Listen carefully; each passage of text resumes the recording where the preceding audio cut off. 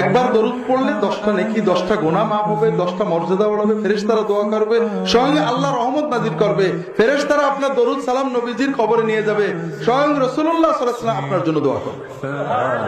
আর বেশি বেশি দরুদ পড়লে আল্লাহ অতিরিক্ত আরো দুটো বরকত দেবেন।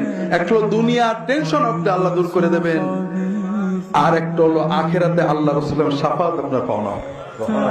কাজেই প্রত্যেকে, নারী পুরুষ সবাই, ওযু থাক না থাক, গোসল থাক না থাক, দরুদ শরীফ পড়ার জন্য, সালাম পড়ার জন্য ওযু গোসল জরুরি না, থাকলে বলো, না থাকলে কোনো সমস্যা নেই।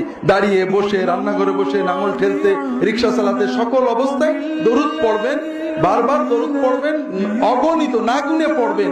বিশেষ করে দিনের ভিতরে অন্তত যতটুকু পারেন।